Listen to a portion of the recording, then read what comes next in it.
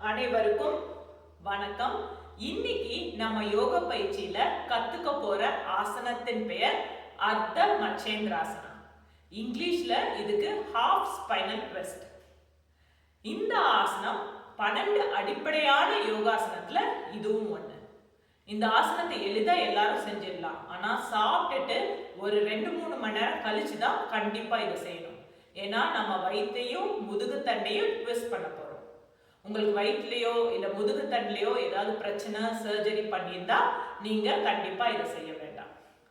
இல்ல பிரெக்னன்சி டைம்லயோ இல்ல மாதவிடாய் நேரத்திலயோ அல்சர் இருந்தா கூட இந்த ஆசனத்தை நீங்க தவிர்த்திடலாம்.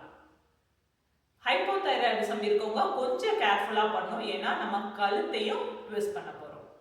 சரி, இந்த ஆசனம் எப்படி பண்ணணும்ன்ற செயல்முறை விளக்கத்தை இப்ப பார்க்கலாம். இப்படி நேரா நிமிர்ந்து உட்கார்ந்துக்கோங்க. முதுகு தண்டை நேரா வச்சுக்கோங்க. கால்களை நீட்டி கைகளை பக்கவாட்டுல வச்சுக்கோங்க. இப்ப இந்த நிலையிலேயே ஒரு 2 தடவை மூச்சை நல்லா இழுத்து விடுங்க.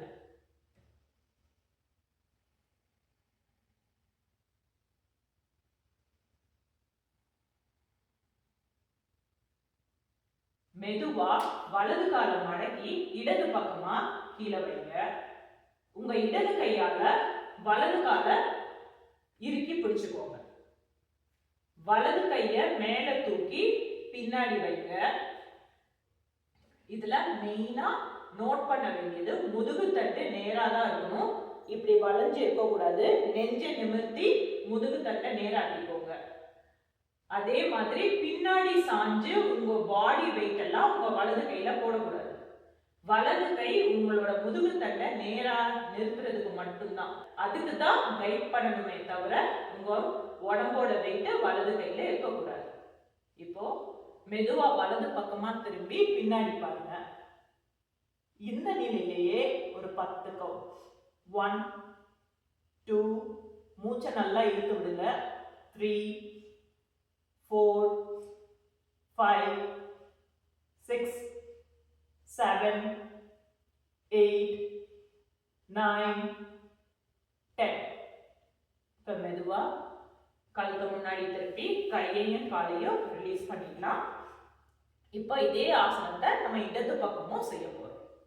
அதுக்கு இடது காலை மெதுவா மடிச்சு வலது பக்கமா வைங்க. வலது கையால இடது காலை இறுக்கி பிடிச்சுக்கோங்க. இடது கையை மேல கொண்டு வந்து பின்னாடி வைங்க. இப்ப இடது புறமா திரும்பி பின்னாடி பாருங்க. ஞாபகம் இருக்கட்டும், முதுகு தண்டு நேரா இருக்கணும். நீங்க பின்னாடி சாஞ்சு உடம்போட வெயிட்ட இடது கையில போடக்கூடாது.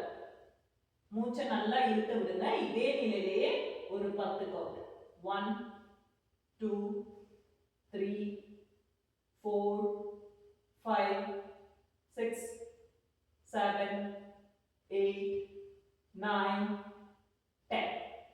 மெதுவா கையை எடுத்து முன்னாடி கொண்டு வந்துருங்க. காலையும் ரிலீஸ் பண்ணி கழுத்தையும் ரிலீஸ் பண்ணுங்க. கால்களை மடக்கி சுகாசனத்துல வந்துக்கோங்க. இந்த ஆசனம் உங்க முதுகு தண்டு, இடுப்பு, முதுகை வலுப்படுத்தும்.